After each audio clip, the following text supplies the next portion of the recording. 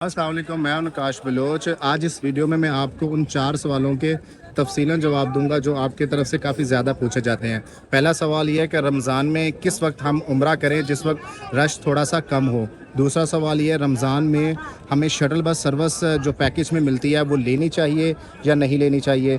तीसरा सवाल ये है कि हमने तरावी पढ़नी है मस्जिद के अंदर तो किस वक्त हम हरम में आ जाएं। और चौथा सवाल ये है कि हमने इफ़्तार करना है जो हरम की तरफ से इंतज़ामिया की तरफ से पैकेज दिए जाते हैं, जो पार्सल दिए जाते हैं इफ़्तार में, तो हम कितनी देर पहले आ जाएं ताकि हम वो इफ़्तार कर सकें।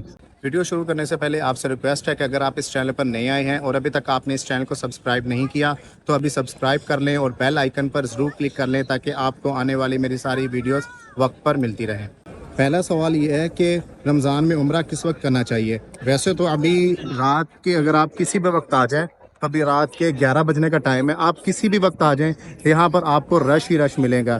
तो ये देखें, ये अभी 11 बजे का रश है और यकीन करें कि पाँव रखने की जगह नहीं है, इतना ज़्यादा माशाल्लाह इस टाइम रश है।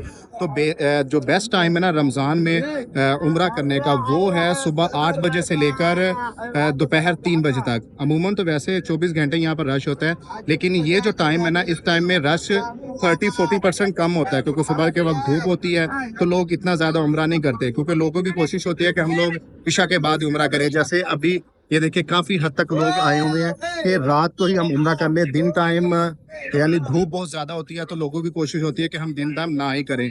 और दिन टाइम उम्रा करने का आपको ये एक एडवांटेज होता है कि आप हतीम में भी नमाज पढ़ लेते हैं क्योंकि जो सऊदी गवर्नमेंट की नई पॉलिसी है उसके मुताबिक जो मर्द हजरात हैं वो सुबह 9 से 11 बजे तक हतीम में नमाज पढ़ सकते हैं और जो ख़वातीन है वो रात 8 बजे से लेकर सुबह 2 बजे तक हतीम में नमाज पढ़ सकते हैं। तो कोशिश ये किया करें कि आप सुबह 8 बजे से लेकर दोपहर 3 बजे तक उम्रा कर लिया करें क्योंकि मोस्टली लोग यहाँ उस टाइम नहीं होते, धूप थोड़ी सी ज़्यादा होती है तो उस टाइम थोड़ा सा रश कम होता है जिससे आप आसानी से तवाफ़ कंप्लीट कर लेते हैं, वो भी काबा के नज़दीक। अदरवाइज़ आपको काफ़ी दूर मताफ से तवाफ़ करना पड़ता है। पहले मैं आपको ये बता दूँ कि हरम में वो कौन सी 4 जगह हैं जहाँ पर आप बैठकर इफ्तार कर सकते हो, जहाँ पर गवर्नमेंट सुफरा लगाती है इफ्तार के लिए।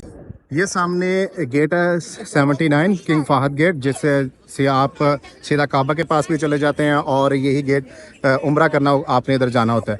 इस गेट का ये बिल्कुल सामने आपको ये जगह नज़र आ रही है, ठीक है। यहाँ पर एक साइड पे यहाँ पर इस साइड पर ख़वातीन बैठती हैं और इस साइड पर मर्द हजरात बैठते हैं अगर आपने इफ्तार करना है।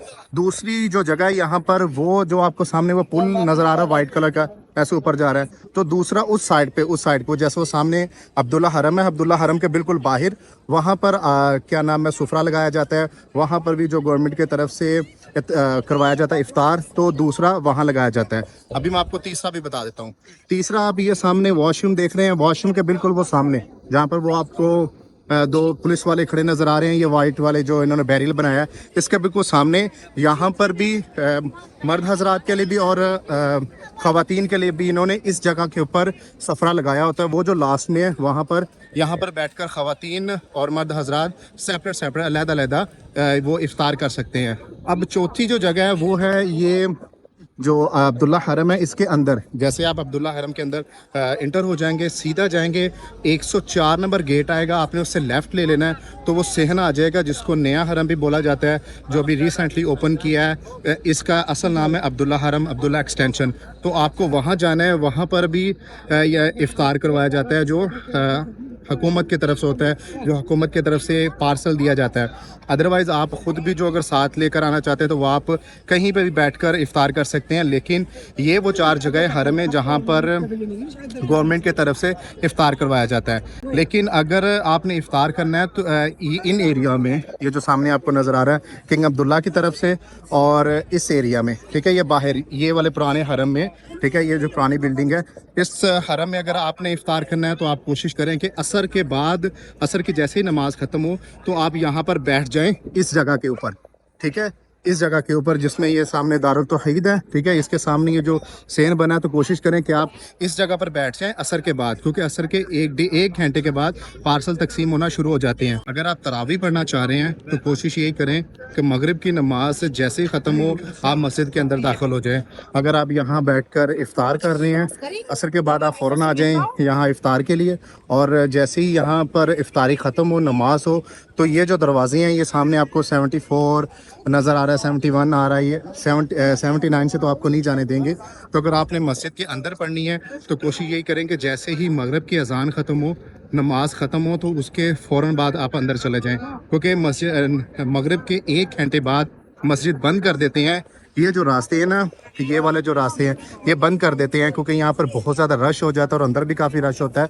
तो जो यहाँ की इंतज़ामिया है वो बंद कर देती है। फिर आपको बाहर यहाँ सहन में ही वो जो तरावी है वो आपको यहाँ पर पढ़नी पड़ती है, क्योंकि माशाल्लाह इतना ज़्यादा रश होता है।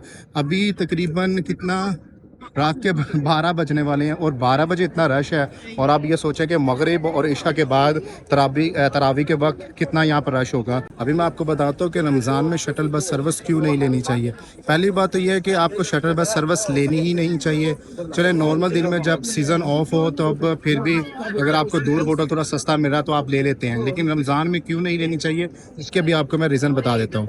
ये सामने आपको नज़र आ रहा है, ये देखें कितनी आवाम है, ये सर ही सर नज़र आ रहे हैं। ये इशारा अजियात की तरफ जाता है, और ये वो लोग हैं जिनके होटल यहाँ पे नज़दीक है, जिनको बस या गाड़ी की ज़रूरत नहीं पड़ती, ये वो लोग जा रहे हैं, और कितना ज़्यादा रश है। उसके बिल्कुल ये सामने आपको ये नज़र आएगा किंग अब्दुल अजीज़ गेट, जो न्यूली ओपन हुआ है माशाल्लाह, और यहाँ खड़े होकर आप खाना काबा को बिल्कुल सामने नज़र आता है। ये देखिए, अगर आपको वीडियो में नज़र आ रहा है, ये देखिए इस गेट के बिल्कुल सामने यहाँ पर अगर आप खड़े होंगे ना तो आपको खाना काबा नज़र आ जाएगा। आपने इस गेट के बिल्कुल सामने क्लॉक टावर है, क्लॉक टावर के बिल्कुल सामने ही वो खुदाई पार्किंग, ये जो टैक्सी का आपको एक साइन नज़र आ रहा है ना, यहाँ पे एलईडी लगी है, आपने इधर इससे नीचे चले जाना है। अब जब नमाज जोहर की हो, असर की हो, मगरब की हो, इशा की हो या तरावी हो, हर नमाज के बाद यहाँ पर पुलिस वाले खड़े हो जाते हैं और वो जाने नहीं देते नमाज के दौरान, और नमाज के 10 या 12 मिनट बाद वो यहाँ पर खोलते हैं। और इतना रश होता है कि पहले तो आपको यहाँ पर 10-15 मिनट 20 मिनट वेट करना पड़ता है, और उसके बाद जब आप अंदर चले जाते हैं, जैसे अभी भी यहाँ पर ये खड़े हुए हैं क्योंकि वो नहीं जाने दे रहे, रश बहुत ज़्यादा है, तो जैसे आप अंदर चले जाते हैं क्लॉक टावर की पार्किंग में जाते हैं, तो आगे भी आपको कम अज़ कम मिनिमम आपको 45 मिनट वेट करना पड़ता है, क्योंकि रश बहुत ज़्यादा होता है, आगे बसेज ही नहीं होती। और क्योंकि यहाँ पर जो बस होती है, इस बस ने आपको खुदाई पार्किंग लेके जाना है, ये गवर्नमेंट की बस होती है, और खुदाई पार्किंग में आपके जो होटल की शटल बस सर्विस है वो वाली बस वहाँ पर खड़ी होती है, क्योंकि होटल की जितनी भी शटल बस सर्विस होती है वो हरम की क्लॉक टावर की पार्किंग में नहीं आ सकते, वो सिर्फ खुदाई पार्किंग तक आते हैं यहाँ से, और फिर वहाँ से आप गवर्नमेंट की जो बस होती है उसमें आप आते हैं। तो तरावी के बाद आधा घंटा कोशिश करें कि आप यहाँ बैठ जाएं।